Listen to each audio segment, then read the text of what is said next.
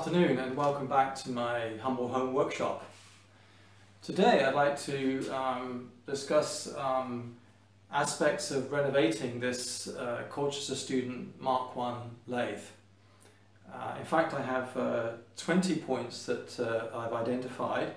Today I only plan to share 10 of those with you, saving 10 for another video, and if other points come along which I can get footage for, then I might do a third one, but I haven't decided on that yet. If you're interested in looking at today's video, I would recommend going back and taking just 7 minutes out of your time and looking at video number 2, which is a photo montage of the cleaning or the disassembly, cleaning and reassembly of the lathe, and some of the more general aspects of reassembling it. And that just sets the scene, as it were, for today's video. So in today's video, beginning at point number 1, that's the mounting of the bed on the stand. The stand itself is very substantial, it's heavy, it's well made, and is in fact a very important and valuable part of this machine. The bottom of the bed, of course, is machined, as you'd expect, but so also are 7 raised plinths or raised area around the mounting bolts for the lathe on the stand. There are in fact 7 half-inch UNC socket head cap screws that screw up from underneath into the bottom of the bed. And the fact that the top of these raised areas on top of the stand are machined flat, and there are 7 bolts holding this assembly together, shows you that this forms one rigid assembly. So if it is indeed one rigid assembly, it's important that the mating surfaces are clean.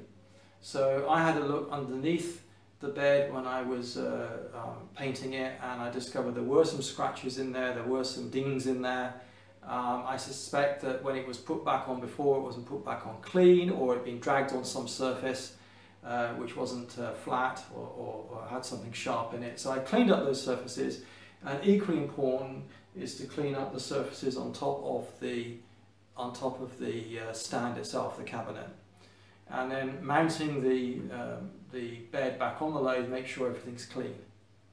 So while you're doing that, it's a good idea to also replace the 7 O-rings around those half-inch bolts, and those O-rings stop coolant from going down into the stand. So cheap to replace now and easy, much more difficult later on. Point number 2 concerns mounting of the cabinet on the floor and levelling. And now, rather than take the camera around the stand and show you the mounting points, I think I'll do that in pictorial form in a minute, so you'll see that in a minute. But when I first looked at the mounting of the stand on the floor, I couldn't really make sense of it. This shows the footprint of the base, and incorporated into the base of the stand there are 3 fixed feet indicated by these blue circles. They form a triangle, which means that when the stand is mounted on a reasonably level surface, then the whole structure, the lathe and the stand, are stable. Now, in addition to the 3 fixed feet, there are a couple of jacking points indicated by red. The first jacking point is to the rear of the lathe and towards the headstock, and the second jacking point is at the front of the lathe and towards the tailstock. In addition to those, there are also some holes for holding down bolts, and one of those is at the front of the lathe opposite the rearmost jacking point. So the question then is, how did these various features provide levelling? I had thought that the 2 jacking points with their screws could provide levelling function in and of themselves. So to test that theory, this afternoon I put a bar in the machine with an indicator 24 inches from the front bearing. I operated both jacking screws and looked for deflection in the horizontal and vertical directions. Now, I must say that my 3 feet are mounted on 3 heavy rubber donuts. So there's a degree of flexibility there. So to take into account that, I put plenty of turns into the jacks, and still I could detect no movement neither in the horizontal direction nor the vertical direction. So that indicated to me that these 2 jacking points cannot provide a leveling function in and of themselves. So I returned to the handbook, and it says that the jacking points there can be used for leveling. So I assume that what that means is that jacking points raise the lathe, and you need to put chocks around the perimeter to actually provide the leveling. And that's my understanding of how this system works.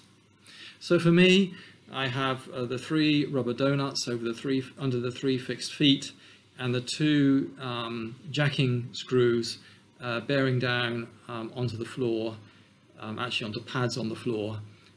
So there's a degree of redundancy here, but it seems to provide a stable mounting for my stand. So that's my understanding of how the system works. I'd be very happy to hear from any of you who have other experience or other ideas about how this works on this particular lathe. Now, I'm not talking here about headstock alignment. That's a separate issue, and I plan to cover that in my second video in this series, and that was indeed important. I had to align my headstock with the axis of the lathe in order for it to cut true, so that's a separate topic. Point number 3 on my list is the interlock mechanism in the saddle. So inside the saddle there is a mechanism to prevent you from inadvertently activating the feed mechanism and at the same time the screw cutting function.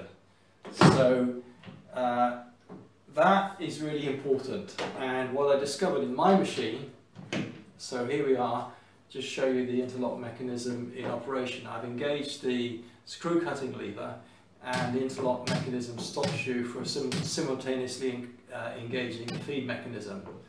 So what's the need? Why is that necessary? Well, that's necessary because the feed mechanism wants to traverse the saddle through the gearing mechanism and the rack, usually at slow speed, and the screw cutting mechanism wants to do it at high speed, so you're going to get the 2 in conflict and something's going to give. Sure enough, something did give in my machine, and I discovered that it damaged one of the gears in the feed screw gearbox, so I'll cover that as another point. So take time to check that the interlock mechanism is complete. I've got a couple of pictures, I think, which show the parts which I replaced or I had to make to replace what was missing.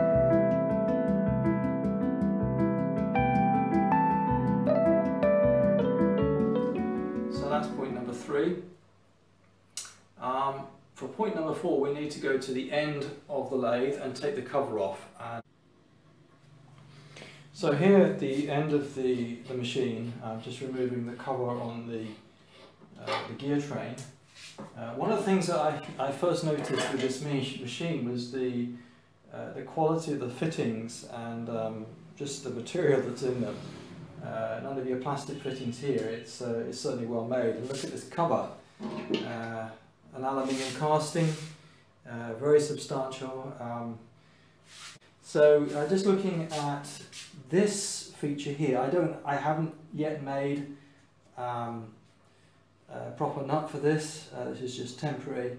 But what I want to draw your attention to is this feature here. I've zoomed in a little bit and adjusted the lighting so you can see this shear pin which carries this driver for the first gear. In my machine, the shear pin had been replaced with a high tensile steel bolt with the end just filed off, and that obviously was not a good idea. I think some people have replaced them with aluminium shear pins. I'm not sure that's appropriate either. I couldn't get any data on this. If anybody has any, please do share in the comments.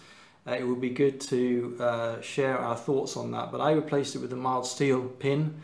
It's on a fairly small radius. I think that the problem I had with the gearbox was compounded by two problems. One, this shear pin not performing when it should have done, as well as the interlock mechanism not being present. So the two together, as is so often the case, two problems coinciding caused damage to my gearbox, and I'll share with as another point what I had to do to correct that problem in the gearbox. Points number 5 and 6 concern the selector arm for feeds and screw cutting. And the first thing was actually getting this off this shaft here. There is actually a locking screw here, which is partially threaded into the shaft and partially threaded into the selector arm. And it took a lot of digging around, removing years of dirt and debris to discover there was indeed a socket head screw in there. So I removed that, the next challenge was just to get this off. It should be free. I removed the clamping bolt. It didn't budge. I looked at other online videos on disassembly of this, and it seemed to be relatively straightforward, but it wasn't in my case. So I ended up making this puller, and it seemed a disproportionate amount of work just to get this off, but in fact I ended up using it a couple of times in the process of renovating the gearbox. I wanted to use the lathe before I had replaced some of the worn parts with new ones, so it was actually worthwhile as it turned out. So this just slides over like this, and the bolt engages on the centre.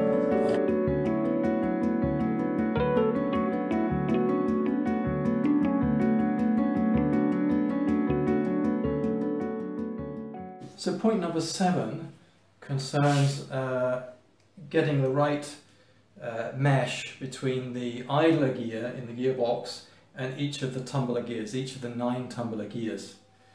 So when this cover is removed, and you'll see from the photograph that I'll put up, there is an idler gear, and that idler gear needs to have its mesh correctly set with each of the gears. And it isn't actually determined by these holes. The closest mesh that's possible isn't determined by this. The limit is set, in fact, by a selector mechanism at the bottom here. And there are 9 slots corresponding to the 9 gears, and each slot contains a set screw at the bottom.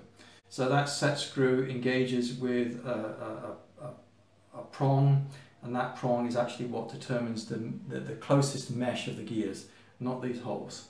So you need to get that right before you put the whole thing together. You put oil in there, otherwise you'll have to take the oil out again, and it's all very messy. So get that right before you put the cover on, before you put oil in. So point number 8 concerns the idler gear itself, and again you'll see that from the photograph.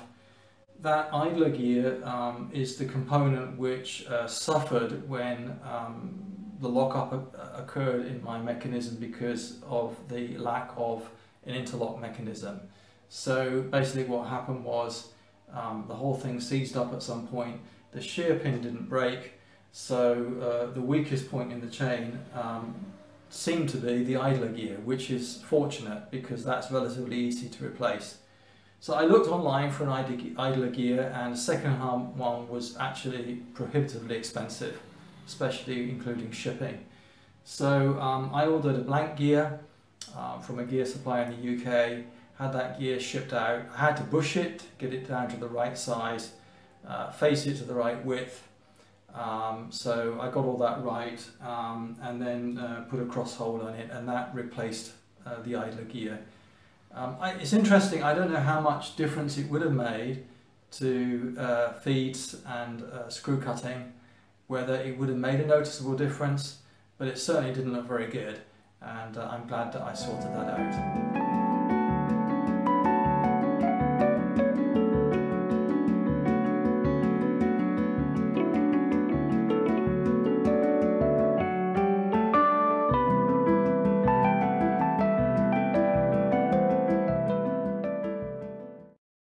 So number 9 on my list is the gasket which goes between the bush which supports this shaft and the body of the gearbox.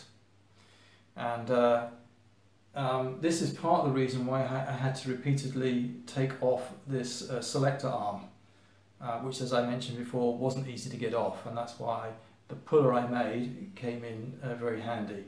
So what I discovered was that in setting up the mesh and in particular reaching the last gear here, the thickness of the gasket material, which was the same I used elsewhere, meant that this bush was too far in this direction, and it prevented the selector fork and its shaft going far enough to the left to engage the last gear. So a minor detail, I tried everything, but I just could not get that to engage. So I had to dismantle it, take the gasket out and make a thinner paper gasket, put it in again, and then it was fine. Originally it didn't have a gasket in there. I think it just had some kind of gasket sealant in there. So do bear that in mind. It may be just a tolerance issue. It may be that all lathes are like that. For me, a thick gasket here between this bush and the housing just did not work. So point number 10 is the feed mechanism, which is incorporated into the apron. It's got a very satisfying click. It's well made, and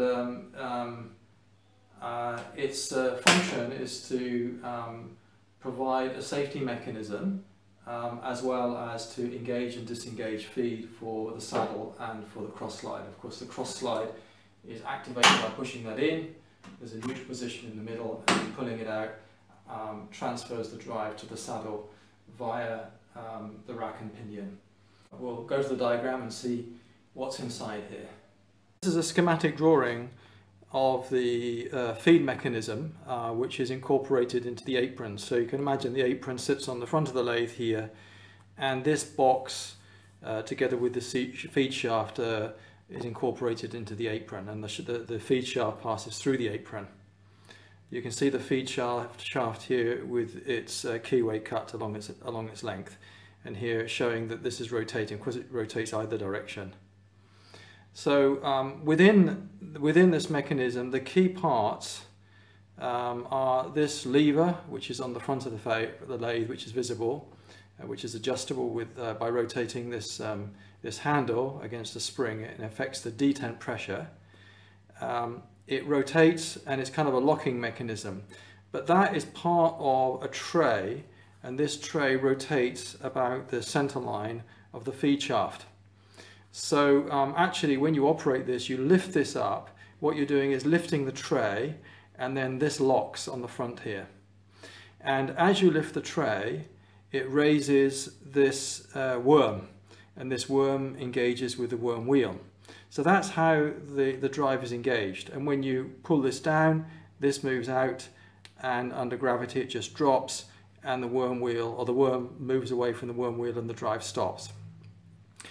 So the drive is transferred from the feed shaft onto a splined gear, not a spline gear, sorry, a gear with a keyway, with the key engages in the keyway. That in turn engages with a gear on the worm, and so as this rotates this way, the worm will rotate obviously in the counter direction. And when the mechanism is engaged, this then drives the worm wheel, and that worm wheel takes the drive either towards the pinion, which engages with the rack and moves the saddle along, or if you change the function, it then engages the cross slide, the feed screw for the cross slide. Within the mechanism, there's this portion which is assembly, which is in red, and this is how the automatic cutoff works for if you overload, if the saddle comes up against a stop or undue force. This is how the mechanism trips. This worm box, as it's referred to in the parts catalogue, carries the worm and its gear. and this is free to move slightly left or right, and it's held in its center position by springs, one from one side and one from the other. So of course, as torque is going into the worm and driving the worm wheel, there's a corresponding reaction which wants to move the worm either this way or this way, depending on which direction it's rotating. And so you can imagine if the system locks up, say the carriage hits a stop or hits something, or the load just exceeds a certain amount, this worm wheel will want to stop. If it stops, the drive is continuing to come in, rotating the worm. The worm then screws itself along, pushing against the spring, either in this direction or the other direction. That moves the worm box left or right, which affects this detent. And as it moves off center, it provides a force outwards, which releases the catch on the front. So that's how the safety trip mechanism works on this lathe. What's the point of showing you this? Well, it's to show you that it's quite a clever mechanism. I found it quite interesting to look at when I cleaned the parts and worked out how it worked. But it also shows you that being quite complex with springs and detents and various movements and shafts, etc., you need to make sure everything's clean and properly lubricated and adjusted before you use the lathe. Otherwise, this mechanism just won't perform properly. Well, thank you for joining me. I hope these 10 points were interesting or helpful, particularly if you're doing a restoration project like this. I hope to put out the remaining 10 points in the near future, so do keep an eye open for that if you're interested.